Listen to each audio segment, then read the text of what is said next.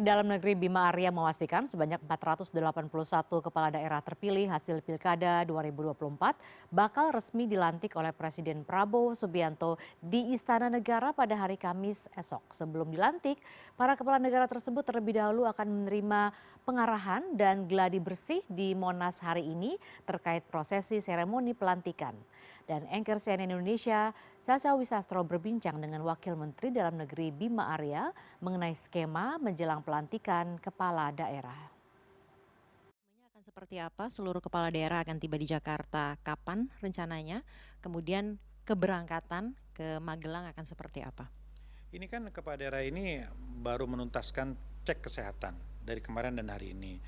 Dan hampir semua ini standby di Jakarta, kecuali yang dekat-dekat ya seperti Bogor, Tangerang, Bekasi, Bandung misalnya. Yang lain-lain itu udah standby di Jakarta.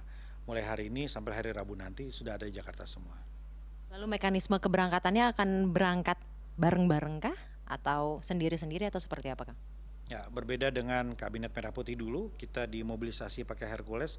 Sekarang teman-teman kepala daerah itu sendiri-sendiri.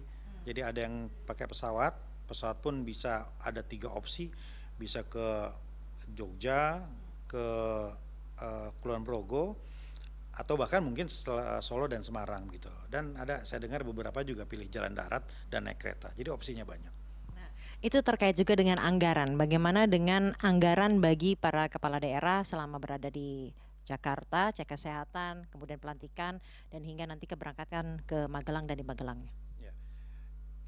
Kemendagri ini pembina politik dalam negeri. Peningkatan kapasitas kepemimpinan dari kepala daerah itu adalah domain dari Kemendagri. Karena itu Kemendagri menanggung semua anggaran. Namun kali ini jauh lebih efektif dan jauh lebih efisien, karena kalau biasanya dulu agak lama, bisa hampir 2 bulan lah rangkaian dari Kemendagri dan Lemhanas. Ini cuma 7 hari.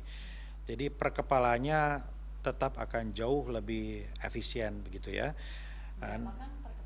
Nah ini masih kita kalkulasi lagi karena ada penghematan gitu, ada hal-hal yang tidak kita lakukan, tetapi ada usulan juga penambahan seperti misalnya kemarin ketika tes kesehatan, wakil kepala daerah itu ingin untuk bergabung juga di sana di hari terakhir menginap di sana.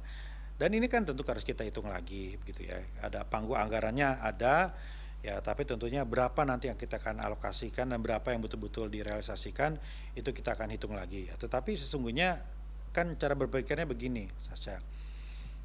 APBD ini 3.600 triliun. Uang yang beredar di daerah APBD itu sekitar 1.300 triliun. Uang itu harus kita kawal. Kita harus pastikan bahwa itu uang rakyat yang harus kembali ke rakyat. Artinya apa? Kalaupun kita keluarkan di sini berapa miliar misalnya dengan per kepala sekian juta misalnya, itu kami kira angka yang sangat wajar untuk mengamankan, mengawal ribuan triliun tadi. Karena ini momentumnya. Ya, tidak cukup hanya melalui arahan lewat surat misalnya ya, kemudian juga lewat Zoom.